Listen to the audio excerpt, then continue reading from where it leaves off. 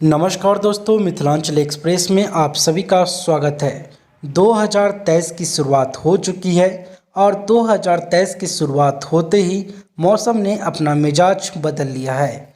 जी हां दोस्तों, 2022 के दिसंबर तक जहां आपको 10 से 11 बजे तक अच्छी खासी धूप देखने को मिल जाती होगी और ठंड के समय धूप दिखना मतलब राहत वाली बात।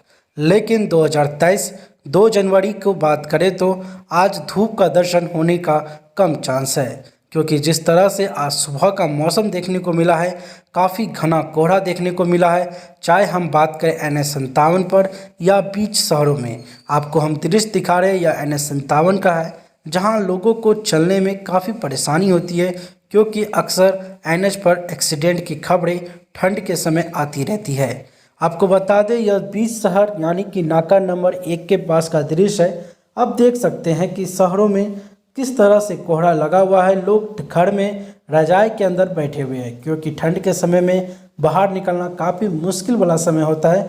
अक्सर जब कोई ज़रूरी काम होती है तो ही लोग घर से बाहर निकलना पसंद करते हैं। यह जो दृश्य दिखा रहे हैं हम आपको, नाका नंबर 1 के पास का दृश्य है, जहां बिजली घर बन रहा है। आप यह दृश्य देखकर भली भांति समझ सकते हैं किस तरह से आज सुबह दरभंगा का मौसम था।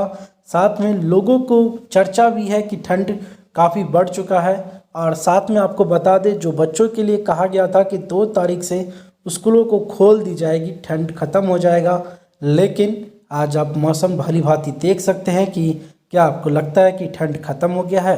तो ऐसा हो सकता है, ऐसा कोई ऑफिशियल नोटिफिकेशन तो नहीं आया है, लेकिन जिस तरह से ठंड बढ़ा हुआ है तो स्कूलों को वापस से बंद करने का फैसला स्कूल ले सकती है। साथ में दरभंगा प्रशासन भी जल्द नोटिफिकेशन के द्वारा आप सबको बता दिया जाएगा कि कब तक वापस से स्कूल बंद करना होगा, क्योंकि बच्चों को और बूढ़ों को ठंड के समय बचा कर रखना सबसे बड़ी जिम्मेदारियां होती है। आपको बता दें, यह हमारी रिपोर्ट है जिसमें हम आपको दिखा रहे हैं कि आज किस तरह से ठंड का मौसम ने दरभंगा में मौसम का मिजाज बदल कर रख दिया है और लोग रजाई में बैठना पसंद कर रहे हैं।